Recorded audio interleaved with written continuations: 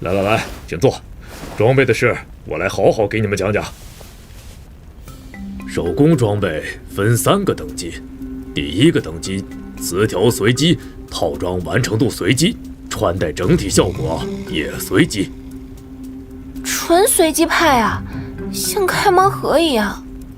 第2个等级词条可选择，但套装完成度和穿戴整体效果还是随机。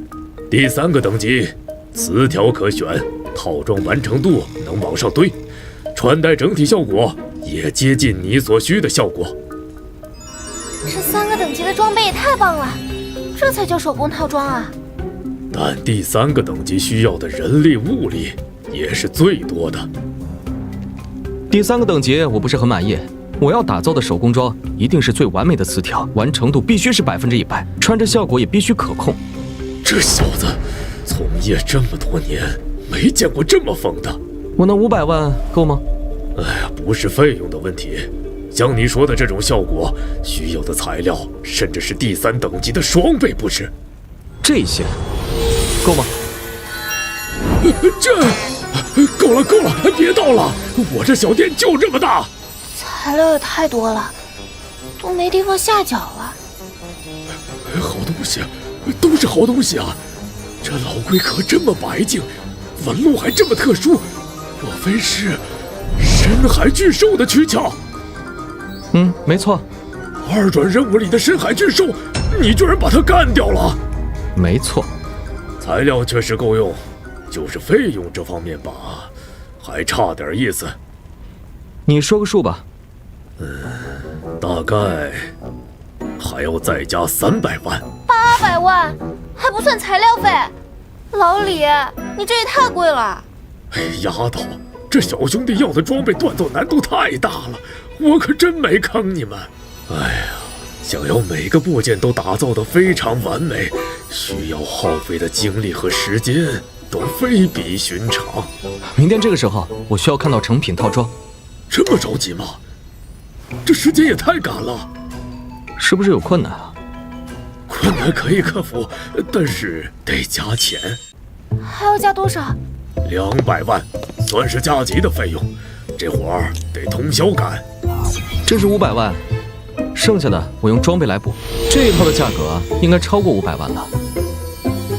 钻石级，没问题，我同意。小兄弟，我给你办张会员卡吧，在我这里买东西和打造装备可以打8折，卖东西不收手续费，非常划算。拿着吧，整个京都有老李家会员的不超过2位数，机会难得。我们2个人来的，自然要办2张。没问题，当然没问题。居然还有我的份，谢谢你，林墨。哎呀，年轻真好啊！明天这个时候，我准时来拿装备。好的。没想到这其貌不扬的店会有这么大作用。我没骗你吧？我爸今天要离开京都，我要送他，顺便跟他炫耀一下这张会员卡。他很喜欢这家店的。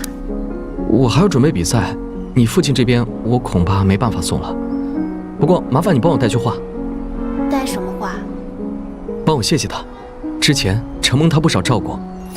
我一定带的。这会儿学长也该醒了吧？不在宿舍，他这么摆的人也不会一大早跑去打副本啊。美美，喂，美美，有什么事儿吗？哥，我想请你帮个忙。什么忙啊？说来听听。我有一个朋友，也是召唤师，他想前往野外捕捉一只领主级别的召唤物，你能不能？不能，你哥我可不是什么烂好人，在这个人人自危的世界，时间很宝贵的。